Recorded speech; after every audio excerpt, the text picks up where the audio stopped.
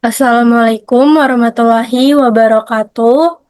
Salam sejahtera untuk kita semua. Yang terhormat, Bapak Ahmad Raihan selaku dosen pengampu dalam mata kuliah Kewarganegaraan dan teman-teman semuanya yang semoga dalam kondisi sehat. Perkenalkan, saya selaku moderator akan memandu jalannya presentasi dari kelompok 3 yang membahas tentang analisis kasus korupsi dana bansos COVID-19 oleh Juliari Batubara. Dalam presentasi ini, kelompok kami akan membahas kasus tersebut dari perspektif hukum, manajemen, dan ilmu kelautan. Sebelum memulai presentasi, izinkan saya dan rekan-rekan kelompok saya untuk memperkenalkan diri masing-masing.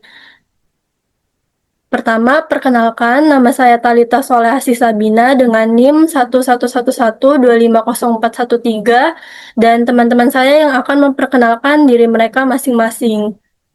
Dipersilahkan. Baik, perkenalkan, saya Mirna Febriani dengan NIM 111250414. Perkenalkan, nama saya Amarta Sadi Putri Wardani dengan NIM 555 125 0107. Tampil kan ini? Perkenalkan, nama saya Nur Hamidah dengan NIM 444 525 0010 dari Prodi Ilmu Kelautan.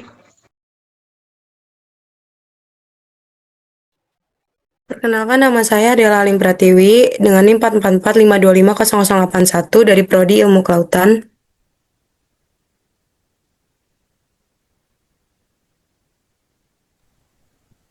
Baik, teman-teman semuanya, langsung saja kita masuk ke materi pertama. Pemateri pertama akan menyampaikan penjelasan umum atau latar belakang mengenai kasus korupsi dana bantuan sosial COVID-19 dan juga pembahasan dalam perspektif hukum.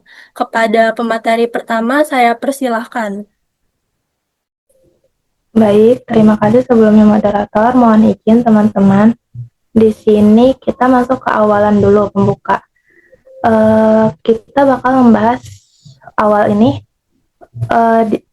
kasus korupsi bantuan sosial pada masa COVID-19 yang melibatkan Juliari Batubara. Awalnya kita akan menganalisis dari segi nilai keadilan dulu. Seperti yang kita tahu, keadilan merupakan salah satu nilai penting dalam kehidupan berbangsa dan bernegara. Saat itu, dalam kondisi pandemi COVID-19, pemerintah memberikan bantuan sosial kepada masyarakat yang terdampak secara ekonomi. Bantuan tersebut seharusnya menjadi bentuk perlindungan dan tanggung jawab negara kepada masyarakatnya. Namun, pada kenyataannya saat itu, dana bansos justru disalahgunakan melalui tindak korupsi. Dalam kasus ini, terjadi pemotongan dana dari setiap paket bantuan sosial yang seharusnya diterima masyarakat secara utuh kan. Hal ini bertentangan dengan nilai keadilan karena hak masyarakat, khususnya masyarakat kecil yang sedang mengalami kesulitan saat itu, justru dirugikan.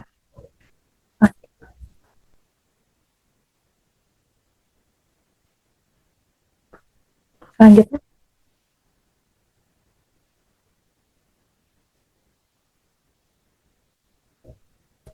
Ini sudah.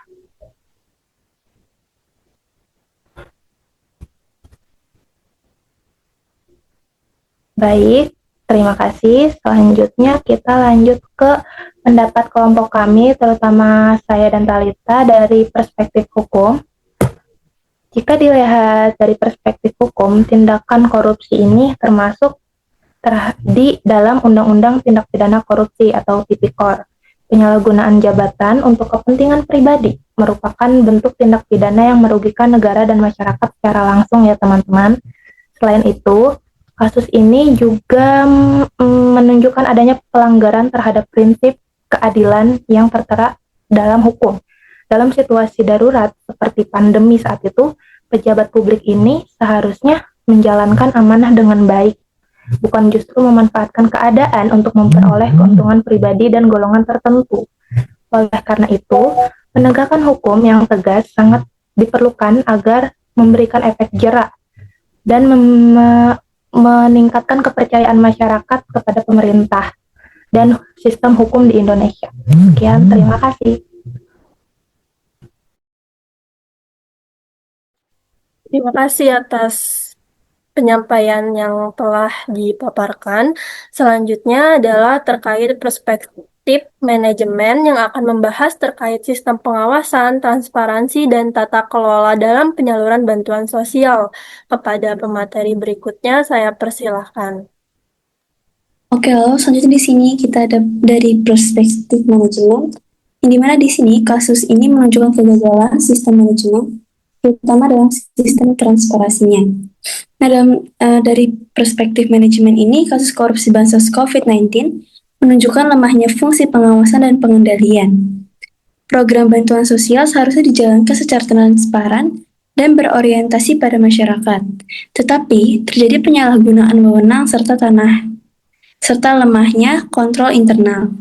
Karena itu, penerapan manajemen yang baik, akuntabel, dan beretika sangat penting agar dana publik dapat dikelola dengan efektif dan tidak merugikan masyarakat.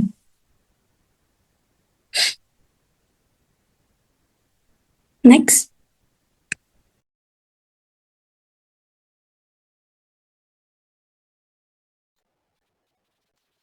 Baik, terima kasih atas pemaparan terkait perspektif manajemen. Selanjutnya, kita akan melihat dari perspektif ilmu kelautan, khususnya terhadap masyarakat dan nelayan yang terdampak pandemi.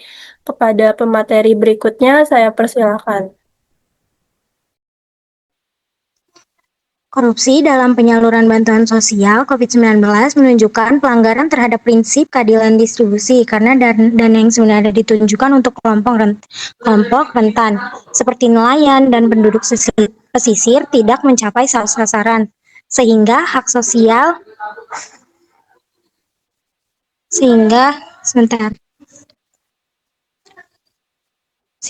sosial ekonomi mereka tidak tersalurkan dengan benar atau terabaikan. Di sektor kelautan, situasi ini memperburuk dampak pandemi yang telah menekan industri perikanan melalui penurunan pendapatan nelayan, gangguan dalam distribusi hasil laut, dan berkurangnya daya beli masyarakat pesisir.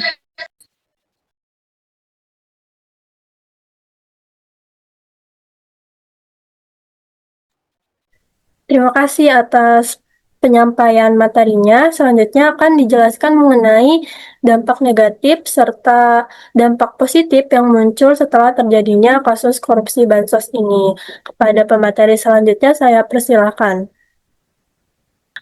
Nah, dampak negatif dan positifnya itu, untuk dampak negatifnya itu hilangnya kepercayaan masyarakat kepada pemerintah karena bantuan sosialnya tidak tersalurkan dengan benar. Yang kedua, menurunnya kualitas bantuan. Yang ketiga, bertambahnya kenaikan ekonomi masyarakat. Nah, dampak positifnya ini masyarakat lebih sadar hukum.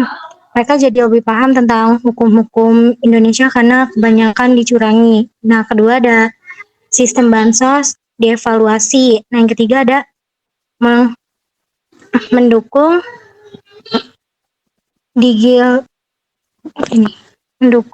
digitalisasi pengawasan.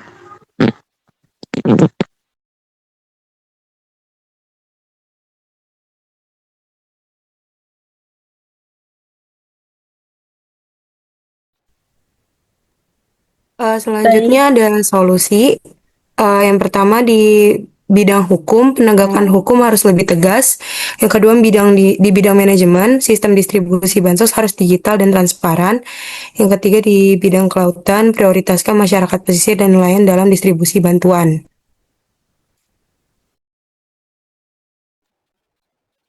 Baik, terima kasih atas penyampaian terkait dampak dan juga solusinya.